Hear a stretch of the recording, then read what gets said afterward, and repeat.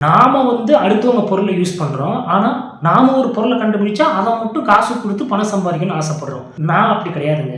அடுத்தவங்க நான் ஃப்ரீயா பயன்படுத்துறேன். ஏன் இதையும் அவங்க ஃப்ரீயா பயன்படுத்தணும் அப்படிங்கிற ஒரு பெரிய மனசுடைய மனிதரு, ஒரு அரசியல்வாதி, விஞ்ஞானி, பொறியாளரு, ரைட்டரு இந்த மாதிரி நிறைய பொறுப்புகள்ல மிகச்சிறப்பா ஒர்க் பண்ணி அதை எல்லாமே நமக்கு ஃப்ரீயா குடுத்துட்டு போனவர் தான் பெஞ்சமின் பிராங்க்லின் அப்படிங்கிறவரு.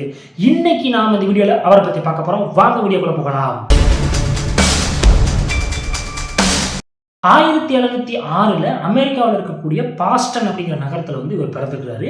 இவர் 10வது பிள்ளையாக பிறக்கிறாரு. இவருடைய கூட பிறந்தவங்க மொத்தமாக 17 பேர். ஸோ அன்னைக்கு காலகட்டங்களுக்கு ஒருத்தர் 2 பேர் அப்படின்னு இருந்தாலே அவங்கள படிக்க வைக்கிறதுக்கு மற்ற எல்லாத்துக்கும் சிரமமாக இருக்கும். இவருக்கு சொல்லவே தேவையில்லை, 17 குழந்தைங்க அப்படிங்கிறதுனால இவங்களுடைய அப்பா அம்மாவுக்கு கம்பல்சரி காசு இல்லை. அதனால் வேண்டி இவர் படிக்க முடியல. ஏதோ ஒரு 6 மாதமோ 5 மாதமோ என்னவோ போயிருக்கிறாரு. அதோட டிஸ்கண்டினியூ பண்ணிட்டாரு.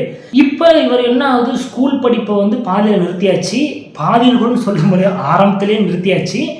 இப்போ நம்ம என்ன செய்யலாம் அப்படின்னு சொல்லி பார்க்கும் பொழுது, தான் அப்பா வந்து இந்த பிரிண்டிங் ப்ரெஸ் ஆட்டம் வச்சுருக்காரு. அதில் வேலைக்கு போகிறாரு. அப்பா அவர் கூட மாட ஹெல்ப் பண்ணிட்டு இருக்கிறாரு. இப்போ இதில் கொஞ்சம் ஃப்ரீ டைம் கிடைக்கும் போல இருக்குது. அந்த டயத்தில் என்ன செய்கிறாரு, கொஞ்சம் புக்ஸ் எல்லாம் படித்து கிட்டத்தட்ட 4 மொழிகளை வந்து கற்றுக்கிறாரு. இப்போ நாமெல்லாம் ஃபஸ்ட்டு ஸ்டாண்டர்ட், செகண்ட் ஸ்டாண்டர்ட், நமக்கு என்ன தெரியும், ஒன்றும் தெரியாது. தன்னுடைய 7வது வயசில் கவிதை எழுதுறதுக்கு ஆரம்பிக்கிறாரு. ஸோ இதெல்லாம் மிகப்பெரிய ஆச்சரியம். 7வது வயசில் நமக்குலாம் அதாவது படிக்க கூட தெரியாது. 7வது வயசு அப்படிங்கிறது என்னது, 2வது வகுப்பு படிக்கும்போது நாமெல்லாம் 1+1 அப்படிங்கிறத படிச்சுட்டு இருப்போம். ஆனால் இவர் அன்றே கவிதை வந்து எழுத ஆரம்பிச்சிருக்கிறாரு. எப்படி 4 லாங்குவேஜ் கற்றுக்கிட்டாரு, அதுக்குள்ளேயும் கவிதை எழுத ஆரம்பிச்சிட்டாரு. இதெல்லாம் எப்படி அப்படின்னா, இவருக்கு வந்து புக்கு படிக்கிறது அப்படின்னா ரொம்ப பிடிக்குமா. அதனால் வந்து எந்த புஸ்தகம் கிடைச்சாலும், கரெக்டாக சொல்ல போனீங்கன்னா அவர் வந்து தன்னுடைய பிரிண்டிங் ப்ரெஸ்ஸில் வேலைக்கிறதுனால அங்கே என்னென்ன புக்கெல்லாம் வருதோ அதெல்லாம் எடுத்து எல்லா புக்கையுமே ஒன்று விடாமல் படிப்பாராம். ஸோ அதனால வேண்டி இவர் 4 லாங்குவேஜ் வந்து கற்றுக்கிட்டாரு. அது போக தன்னுடைய 7வது வயசுலேயே கவிதையும் எழுத ஆரம்பிச்சிட்டாரு. இவருடைய அப்பா நடத்திட்டு இருந்த தொழில் வந்து பிரிண்ட் பண்ணுறது தான். ஜஸ்ட் அதாவது என்ன சொல்லுவாங்கன்னா, இந்த லெட்டரேட் பண்ணுறதும், வவுச்சர் பேடு, இந்த பேமெண்ட் வவுச்சரு, இந்த மாதிரி விஷயங்களை பிரிண்ட் பண்ணுறது தான். அங்கே 1-2 புக்ஸ் தான் வரும் போல இருக்குது. அதெல்லாம் மேக்ஸிமம் இவர் படித்து முடிச்சுட்டாரு. அதுக்கப்புறம் பெரிய அளவிலான புக்ஸ் எதுவும் வர்ற மாதிரி தெரியல. இவர்கிட்டையும் புக்கு வாங்குறதுக்கு காசு இல்லை.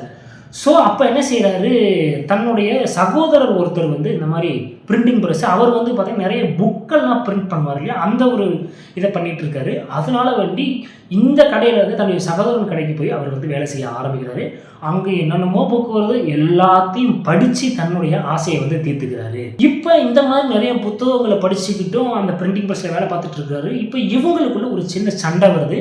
அதனால் வந்து இவர் அந்த பிரிண்டிங் ப்ரெஸ்ஸை விட்டு வெளியில் வந்து இவராக சொந்தமாக ஒரு பிரிண்டிங் ப்ரெஸ் அப்படிங்கிறத ஆரம்பிக்கிறாரு. பிரிண்டிங் ப்ரெஸ் ஆரம்பித்து இவருடைய பிரிண்டிங் ப்ரெஸ் நல்லபடியாக போயிட்டு இருக்குது. அதில் இவர் அமெரிக்காவில் இருக்கக்கூடிய அந்த பத்திரிகைகள்லாம் இருக்கு இல்லையா, நியூஸ் சேனல்ஸ், இதிலெல்லாம் நிறைய ஸ்டோரிஸ் எல்லாம் அவர் வந்து எழுதியிருக்கிறாரு. மற்றும் அதெல்லாம் நிறைய ரைட்டரு அதெல்லாம் நிறைய பண்ணுவாராம். இந்த மாதிரி போயிட்டு இருக்கக்கூடிய நிலைமையில் இவருக்கு 14 வயசு ஆகுது. இப்போ என்ன செய்கிறாரு, 2 மேகசின் அப்படிங்கிறத வாங்குறாரு. மேகசின்னா என்னன்னா, அமெரிக்காவில் இருக்கக்கூடிய மேகசின்னு. அது வந்து நம்ம குமுதம், ஆனந்தவுடன்லாம் இருக்கு இல்லையா, இந்த மாதிரி விஷயங்களும் அமெரிக்காவில் இருக்குது. அந்த 2 மேகசினை வாங்கி அதில் இவர் நிறைய ஸ்டோரிஸோ, நிறைய காமெடி ஜோக்ஸோ, நிறைய இன்ட்ரெஸ்டிங் ஸ்டோரியோ இதெல்லாம் எழுதி அந்த புக்கை வந்து வெளியிட்டுருக்காரு. அதில் 2வதாக இவர் வாங்கி வெளியிட்ட புக்கு பேர் என்னன்னா, புவர் ரிச்சர்ட் அல்மனாக் அப்படிங்கிறது. இந்த மேகசின் நல்ல வரவேற்பை கொடுத்துச்சு. அந்த மேகசின் மூலமாக மட்டுமே இவர் புவர் ஃபேமிலி அப்படிங்கிறத இருந்து விஐபி ஃபேமிலியாக மாறிட்டாரு. நிறைய பணமும் சம்பாதிச்சிட்டாரு. என்னதான் பிரிண்டிங் ப்ரெஸ்ஸில் வேலை பார்த்துட்டு இருந்தாலும், நியூஸ் பேப்பரில் எழுதினாலும், மேகசினில் எழுதினாலும் கூட இவருடைய ஃபஸ்ட்டு என்னன்னா, நம்ம இன்னொருத்தருடைய கண்டுபிடிப்பை ஃப்ரீயாக யூஸ் பண்ணுறோம், நம்மளுடைய கண்டுபிடிப்பை அடுத்தவங்களும் ஃப்ரீயாக யூஸ் பண்ணணும். ஸோ இவருக்குள்ளே புதுசாக ஏதாவது நம்ம கண்டுபிடிக்கணும் அப்படிங்கிற ஆர்வம் எப்பயுமே இருந்துட்டு இருக்குது. அதுக்கான ஒரு முயற்சிகளையும் ஈடுபட ஆரம்பிக்கிறாரு. இப்படி இவர் எண்ணத்திலிருந்து உருவானது தான் கொஞ்சமாக ஃபியூவல் எடுத்து அதிகமான ஹீட் கொடுக்கக்கூடிய அடுப்பு வகையெல்லாம் அன்னைக்கு வந்து இவர் வந்து கண்டுபிடிக்கிறாரு. அதுக்கப்புறம் வந்து செடிக்கு வந்து செயற்கை உரம் போடும் பொழுது இது இயற்கையோட அதிகமான காய்கறிகளை கொடுக்கும் அப்படிங்கிற விஷயத்தையும் அவர் சொல்கிறாரு. ஆனால் அன்னைக்கு அவருடைய கருத்து வந்து மறுக்கப்படுது. இன்னைக்கு அவர் சொல்கிறது ஃபர்ஸ்ட் கிளாஸாக நடந்துட்டு இருக்கு. இப்போ இந்த செடிக்கு இந்த செயற்கை உரம் போடுறதும் அப்படிங்கிற ஒரு ஐடியா எடுத்துட்டு வர்றது இடிதாங்கியே இவர் தான் கண்டுபிடிக்கிறாரு. அப்புறம் எலக்ட்ரிசிட்டி சொல்லவே தேவையில்லை. ஆக்சுவலாக ஃபர்ஸ்ட் நம்ம சொல்ல வேண்டியது அடுப்பு கிடையாது, எலக்ட்ரிசிட்டி அப்படிங்கிறது தான். ஏன்னா அதுதான் இன்னைக்கு பெருமளவு, அதனால தான் உலகமே இயங்குது அப்படின்னு கூட நம்ம சொல்லிட்டு இருக்கலாம். ஓகேங்களா? அந்த மாதிரி எலக்ட்ரிசிட்டி அப்படிங்கிறத பெஞ்சமின் பிராங்க்லின் அப்படிங்கிறத கண்டுபிடிச்சிருக்கிறாரு. அதுக்கப்புறம் கிட்ட பார்வைக்கு ஒரு லென்ஸ் யூஸ் பண்ணுவாங்க, தூர பார்வைக்கு ஒரு லென்ஸ் யூஸ் பண்ணுவாங்க. சில பேருக்கு வந்து 2 பிரச்சனையுமே இருக்கும் இல்லையா, அப்போ அவங்க 2 கண்ணாடி போட வேண்டிய ஒரு கட்டாயத்தில் இருந்தாங்க. இப்போ இவர் தான் என்ன செய்யறாரு, கிட்ட பார்வையாகட்டும் தூர பார்வையாகட்டும் எல்லாத்துக்குமே பைஃபோக்கல் லென்ஸ் அப்படிங்கிற ஒன்று கண்டுபிடிச்சு கொடுக்குறாரு. இன்று வரைக்கும் அதுதான் பயன்படுத்தப்பட்டு வந்துட்டு இருக்கு. இந்த மாதிரி கண்டுபிடிக்கிறது மட்டும் இல்லை, சில அலுவலகங்களையும் சில மாற்றங்கள்லாம் எடுத்துட்டு வராரு. அதாவது ஃபர்ஸ்ட் இப்போ நாமெல்லாம் அன்னைக்கு வந்து பண்ட மாற்று முறைன்னு சொல்லுவாங்க. எனக்கு கத்திரிக்காய் வேணும், உனக்கு நான் வெண்டைக்காய் கொடுக்குறேன், இந்த மாதிரி தான் இருந்துச்சு. அப்போதான் இவர் என்ன செய்யறாரு, பணத்தினுடைய, அதாவது காகிதத்தாளில் இருக்கக்கூடிய அந்த பணத்தோட அருமையை வந்து பொதுமக்களுக்கு எடுத்து சொல்லி அதனுடைய தேவையையும் முக்கியத்துவத்தையும் இவர் வந்து மக்களுக்கு நிறைய புரிய வச்சாரு. அப்புறம் வந்து இந்த இப்போ இன்றைக்கெலாம் நீங்கள் லைப்ரரிக்கெலாம் போனீங்கன்னா அதில் நம்ம சந்தா மாதிரி கட்டி புக் வாங்கி படிக்கிற மாதிரி இருக்கும் இல்லையா, அதை முதல்ல எடுத்து கொண்டு வந்ததே இந்த பெஞ்சமின் பிராங்க்லின் தான். இது மட்டும் இல்லாமல் போஸ்ட் ஆஃபீஸ் அப்படிங்கிறது போகிறோம் இல்லையா, போஸ்ட் ஆஃபீஸில் இன்றைக்கி இருக்கக்கூடிய நிறைய கொள்கைகளை, அந்த பிபிஎஃப் திட்டம், இந்த மாதிரி நிறைய விஷயங்கள்லாம் இருக்கும். இதில் மேக்சிமம் இவர் எடுத்துகிட்டு வந்தக்கூடிய மாற்றங்கள் தான் அதை வந்து இன்னும் பயன்படுத்திட்டு இருக்கிறாங்க. இப்போ இது மட்டும் இல்லாமல் தன்னுடைய 24வது வயசில் நடமாடும் நூலகம் அப்படிங்கிறத எடுத்துகிட்டு வர்றாரு. இந்த நூலகம் வந்து அன்றைய தேதிக்கு மிக பிரபலம் அடைஞ்சிருக்கு. இதன் மூலமாக நிறைய பேரும் பலனும் அடைஞ்சிருக்கிறாங்க. இளைஞர்களின் கல்வி தொடர்பான திட்டங்கள் அப்படிங்கிற ஒரு கட்டுரை எழுதி வெளியிடுறாரு. அந்த கட்டுரையை பிலடெல்பியா அப்படிங்கிற பகுதி மக்களுக்கு இந்த கட்டுரையை நிறைய புரிய வச்சு எடுத்து சொல்லிட்டு இருக்கிறாரு.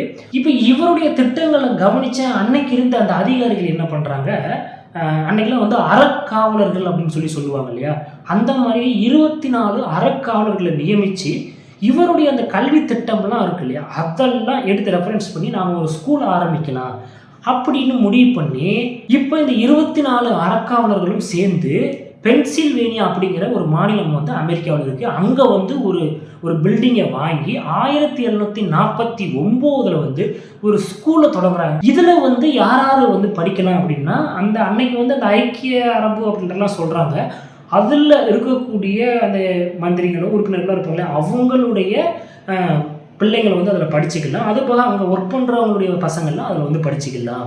ஸோ ஃபஸ்ட்டு இது வந்து ஒரு ஸ்கூலாக ஆரம்பிக்கப்படுது. இன்னைக்கு இதே ஸ்கூலு யூனிவர்சிட்டி ஆஃப் பென்சில்வேனியா அப்படிங்கிற அமெரிக்காவில் ஒரு பிரபலமான ஒரு யூனிவர்சிட்டியாக இருந்துட்டு வருது. அது வந்து பெஞ்சமின் பிராங்க்லின் அப்படிங்கிறவர் ஆரம்பித்தவர் தான். இப்போ என்ன பண்ணுறாங்க, இந்த மாதிரி எல்லாம் சில நலத்திட்டங்கள் பண்ணிகிட்டே வராரு. அதுக்கப்புறமா தன்னுடைய நாடு வந்து இங்கிலாந்து அப்படிங்கிற ஒரு நாடுகிட்ட அடிமைப்பட்டு கிடக்குது, அதை நாம் மீட்கணும் அப்படிங்கிறதுக்காக வேண்டி என்ன செய்கிறாரு, ஏதாவது ஒரு ஸ்டெப் எடுக்கலாம் அப்படின்னு சொல்லிட்டு போகும்பொழுது தான் பிரான்ஸுக்கிட்ட பேசுகிறாரு. இந்த மாதிரி எங்கள் நாடு வந்து இங்கிலாந்துக்கிட்ட அடிமையாக இருக்குது, நீங்கள் வந்து எனக்கு கொஞ்சம் ஹெல்ப் பண்ணுங்க அப்படிங்கிற மாதிரி பேசுகிறாரு. இப்போ பிரான்ஸ் நாடு வந்து இவர் மேலே ஒரு பெரிய மரியாதை வச்சுருக்கு. என்ன கண்டுபிடிச்சாலும் அவர் நாமளும் பயன்படுத்திக்கிட்டு இலவசமாக கொடுக்குறாரு அப்படிங்கிற மாதிரியான நிறைய விஷயங்களை வச்சு இவர் மேலே ஒரு மரியாதை இருக்குது. அதனால் வந்து பிரான்ஸ் என்ன பண்ணுறாங்க, உதவி பண்ணுறதுக்கு முன் வராங்க. பிரான்ஸ் வந்து உதவி பண்ணுறதுக்கு வந்ததுனால அதை பார்த்த இங்கிலாந்து வந்து இல்லை நாங்கள் இந்த மாதிரி சுதந்திரம் கொடுத்துட்றோம் அப்படின்னு சொல்லிட்டு இவங்களுக்கு வந்து சுதந்திரம் கொடுத்துட்றாங்க. ஸோ அமெரிக்காவுக்கும் சுதந்திரம் கிடைச்சிருது. அமெரிக்காவுடைய சுதந்திரத்துக்கும் பெஞ்சமின் பிராங்க்லின் அப்படிங்கிறவர் உதவி பண்ணியிருக்கிறாரு. இப்போ பெஞ்சமின் பிராங்க்லினுடைய உதவியால் அமெரிக்காவுக்கும் சுதந்திரம் கிடைச்சிச்சு. 1776 கிடைக்குது. இப்போ 1789 முதல் அதிபராக ஜார்ஜ் வாஷிங்டன் வந்து பொறுப்பேற்கிறாரு. இப்போ நம்மளுடைய இதில் பார்த்தீங்கன்னா அம்பேத்கர் வந்து இந்த சட்டத்தெல்லாம் எழுதி அந்த அரசியலமைப்பெல்லாம் எழுதி கொண்டு வந்தார் இல்லையா, அதே மாதிரி அமெரிக்காவினுடைய அரசியல் சட்டத்தை எழுதினவர் இந்த பெஞ்சமின் பிராங்க்லின் அப்படிங்கிறவர் தான். இன்றளவும் இவர் தலைமையில் எழுதப்பட்ட அந்த அரசியல் சட்டங்கள் தான் இன்றளவும் பயன்படுத்தப்பட்டு வந்துட்டு இருக்கு. ஸோ இந்த மாதிரி பெஞ்சமின் பிராங்க்லின் வந்து அரசியல்லையும் சரி, அது மட்டும் இல்லாமல் இப்போ இந்த அரசியல் அமைப்புலலாம் கொஞ்சம் ரெடி பண்ணி கொடுத்ததுனால அதுக்கப்புறம் வந்து நிறைய பதவிகள் வகிச்சிருக்கிறாரு. எம்எல்ஏ என்னமோ சொன்னாங்க, அதில் என்னமோ சொன்னாங்க, எனக்கு கரெக்டாக சரியாக ஞாபகம் இல்லை. அந்த மாதிரி சொல்லுவாங்களே, இந்த சபாநாயகர் மாதிரியோ இந்த மாதிரிலாம் சில அரசியல் பொறுப்புகள்லையும் இவர் வந்து இருந்திருக்கிறாரு. ஸோ இவர் வந்து சயின்டிஸ்ட்டு, ரைட்ரு, அப்புறம் வந்து அரசியலையும் முக்கியமானதுன்னா அமெரிக்காவினுடைய அரசியல் சட்டம், அதிலிருந்து நாம் சில சட்டங்கள்லாம் எடுத்து நம்ம நாட்டுக்கு நம்ம வச்சுருக்கிறோம். ஸோ இந்த மாதிரி எல்லாம் மேக்ஸிமம் பார்த்தீங்கன்னா இந்த டைமிங்கில் வந்து அமெரிக்கா தான் ஃபஸ்ட் டைம் இந்த அரசியல் சட்டம் அப்படிங்கிற ஒரு விஷயத்தை எடுத்துகிட்டு வராங்கன்ற மாதிரி எனக்கு தோணுது. ஸோ உங்களுக்கு தெரிஞ்சால் இந்த கமெண்ட்டில் சொல்லுங்கள். பெஞ்சமின் ஃப்ராங்க்லின் அப்படிங்கிறவரை நீங்கள் எல்லாருமே கண்டிப்பாக தெரிஞ்சுக்கணும். ஏன் அப்படின்னா அவர் இல்லைன்னா இன்னைக்கு நாம் இல்லை அப்படிங்கிற அளவில் தான் அவருடைய கண்டுபிடிப்புகள்லாம் நமக்கு கொடுத்துட்டு போயிருக்கிறாரு. ஓகேங்க, மீண்டும் ஒரு வீடியோ சந்திக்கிறேன். அதுவரை உங்களுக்கு விடைபெறுவது பொன்ராஜ்.